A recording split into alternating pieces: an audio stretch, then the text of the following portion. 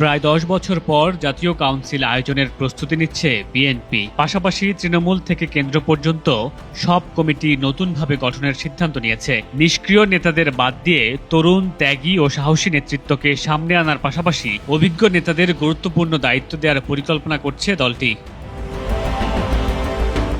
দলীয় সূত্রে জানা গেছে, কাউন্সিলের আগেই স্থায়ী কমিটির শূন্য পদ পূরণের সম্ভাবনা রয়েছে। আলোচনায় রয়েছে খন্দকার মোশাররফ হোসেন, আব্দুল মঈন খানের মতো জ্যেষ্ঠ নেতারা রাষ্ট্রপতি বা সংসদের গুরুত্বপূর্ণ পদে গেলে স্থায়ী কমিটিতে শূন্যতা তৈরি হতে পারে। এছাড়া স্পিকার হিসেবে দায়িত্ব নেওয়ার পর হাফিজউদ্দিন আহমেদের দলের সাংগঠনিক পদে না থাকায় নতুন নেতৃত্বের সুযোগ তৈরি হয়েছে।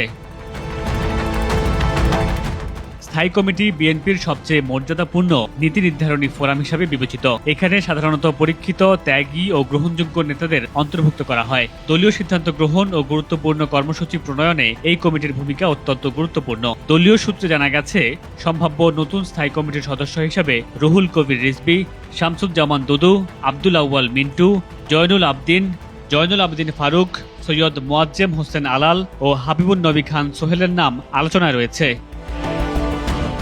ঢাকা মহানগর উত্তরের বর্তমান আহ্বায়ক আমিনুল হক ক্রীড়া প্রতিমন্ত্রীর দায়িত্বে থাকায় আহ্বায়ক পদে পরিবর্তন আসতে পারে। এক্ষেত্রে নতুন সভাপতি পদে আলোচনায় রয়েছেন বিএনপির নির্বাহী কমিটির সদস্য ও মনোনয়ন বঞ্চিত নেতা মামুন হাসান। আর ঢাকা দক্ষিণ বিএনপির আহ্বায়ক পদে আলোচনায় আছেন হাবিবুন নবী খান সোহেল। সব মিলিয়ে জাতীয় কাউন্সিলকে সামনে রেখে সাংগঠনিক পুনর্গঠনের মাধ্যমে বিএনপি নতুন উদ্যমে রাজনীতির মাঠে সক্রিয় হওয়ার প্রস্তুতি নিচ্ছে বলে দলীয় নেতারা মনে করছেন।